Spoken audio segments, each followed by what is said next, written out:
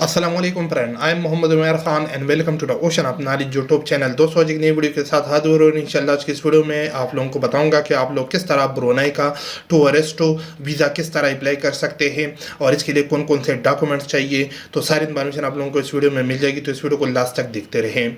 सबसे पहले आपको बताना चाहता हूँ, ये ओशन ऑफ नॉलेज के नाम से मेरा यूट्यूब चैनल भी है और ये वेबसाइट भी है।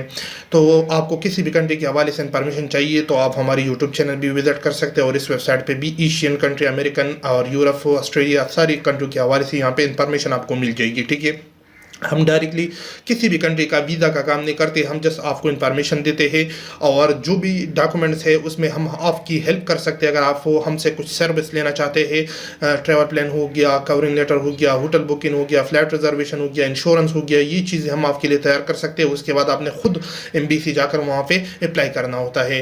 तो आज की वीडियो में आप लोगों को ब्रुनेई के हवाले से बता रहा हूँ, आप वीडियो को लास्ट तक देखते रहे। अगर हमारी हेल्प की ज़रूरत है, कुछ चीज़ें हमसे तैयार करना चाहते हैं, तो स्क्रीन के ऊपर आपको व्हाट्सअप नंबर शो हो रहा है, आप हमसे व्हाट्सएप पर राबिता करें और हम आपकी हेल्प कर सकते हैं।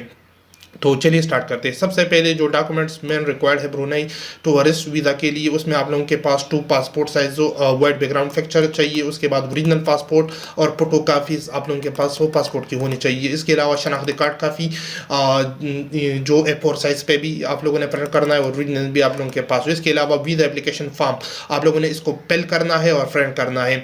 तो इसको किस तरह फिल करना है, यहाँ पे क्लिक करके आप लोगों ने इस पर क्लिक कर देना है। तो यहाँ पे आप लोगों के पास PDF ओपन हो जाएगा, तो ये आप लोगों ने डाउनलोड करना है और कंप्यूटर के ऊपर भी आप लोग इसको फिल कर सकते हैं। यहाँ पे आप लोगों ने पिक्चर लगाना है, यहाँ पे सिग्नेचर वगैरह करना है। ठीक है, और हम भी आप लोगों के लिए ये फॉर्म फिल कर सकते हैं। इसके अलावा आप लोगों ने रिटर्न फ्लाइट रिजर्वेशन करनी है, जो कि फ्लाइट टिकट रिजर्वेशन होती है, जस्ट रिजर्वेशन है, ये भी हम आपके लिए तैयार कर सकते हैं अगर आपको हमारी सर्विस चाहिए।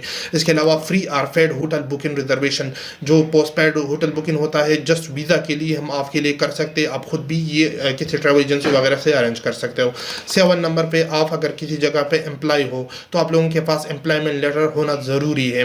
तो ये हम आपके लिए तैयार कर सकते हैं, लेकिन आप लोग जहाँ पे काम कर रहे हो वहाँ से आप लोगों ने खुद स्टैम्प करना होगा, वहाँ से साइन करना होगा, हम आपके लिए जस्ट तैयार कर सकते हैं। इसके अलावा लास्ट 3 to 6 मंथ तो सैलरी स्लिप आप लोगों के पास होना चाहिए अगर आप किसी जगह पे जॉब करते हो। ये जॉब के हवाले से ये 2 डॉक्यूमेंट्स चाहिए।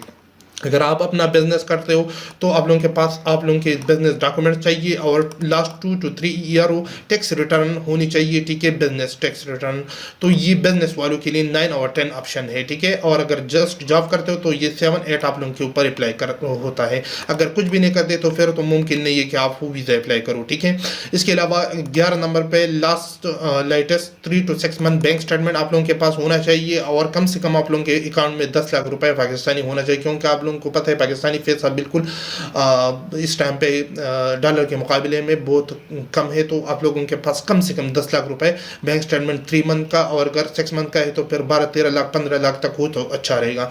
इसके अलावा अकाउंट मेंटेनेंस सर्टिफिकेट जो कि बैंक से आप लोगों को मिल जाएगा, वो चाहिए। इसके अलावा FRC by birth, FRC bye marriage, अगर आप लोगों ने गैर शादीशुदा हो तो FRC बाय बर्थ आप लोगों ने नादर से बनवाना होगा। 1000 रुपये में बन जाती। हम भी ये सर्विस लोगों के दे रहे हैं, हमारी कुछ सर्विस चार्जेस होगी उसमें। इसके अलावा FRC बाय मैरिज जो ये भी अगर आप लोगों ने शादी की है तो आप लोग ये नदरा से निकलवा सकते हैं।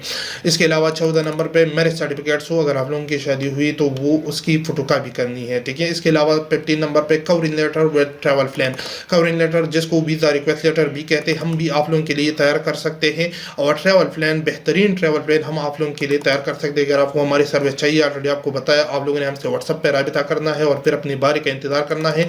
तो इसमें मैं आपको कंप्लीट डॉक्यूमेंट्स जो हम तैयार कर सकते हैं वो बता दूंगा। इसके अलावा ट्रैवल हेल्थ इंश्योरेंस ये ऑप्शनल है, अगर आप लोगों के पास है तो वेल एंड गुड, अगर नहीं है तो इसके बगैर भी आप वीज़ा फाइल सबमिट कर सकते हो। 17 नंबर पर कोविड वैक्सीन और पोलियो सर्टिफिकेट्स ये आप लोगों के पास होना ज़रूरी है। ठीक है, इसके अलावा अगर आप लोगों के पास कोई प्रॉपर्टी डॉक्यूमेंट्स है, आप लोगों का कोई घर के डॉक्यूमेंट्स है, जो भी डॉक्यूमेंट्स और आप लोगों के पास अगर है तो आप इसके अंदर लगा सकते हो।